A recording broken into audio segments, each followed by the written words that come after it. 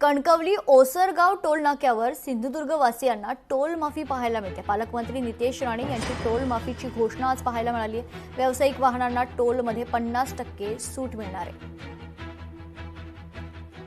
मुंबई गोवा महामार्गावरील कणकवली नजीकचा ओसरगाव जो टोल आहे तो सुरू करण्याच्या हालचाली हायवे प्राधिकरणकडून सुरू होत्या। मात्र या संदर्भात एक महत्त्वपूर्ण निर्णय झालेला आहे।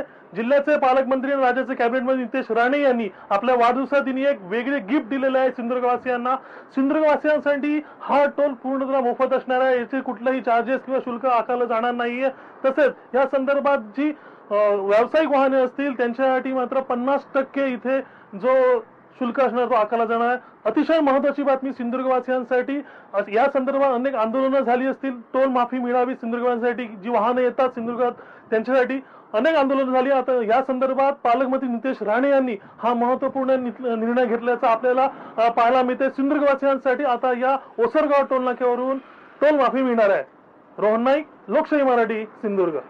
ओसरगाव कडे जो काही टोल सुरू होतो आहे नॅशनल हायवेच्या माध्यमातून, त्या टोलकडे MH07 म्हणजे आपल्या जिल्हावासियांच्या ज्या MH07च्या ज्या गाड्या असतात त्यासाठी एक विशेष लेन त्या टोलमध्ये ठेवली जाणार आहे।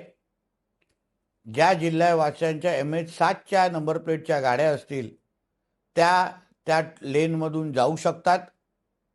कुठलीही अडचण त्यांना होणार नाही। ज्यांच्या पिवळ्या नंबर प्लेट आहेत म्हणजे कमर्शियल नंबर प्लेटसाठी 50% सवलत संबंधित कंपनीने जाहीर केलेली आहे। लोकशाही मराठी ऐका, पहा, जागरूक रहा।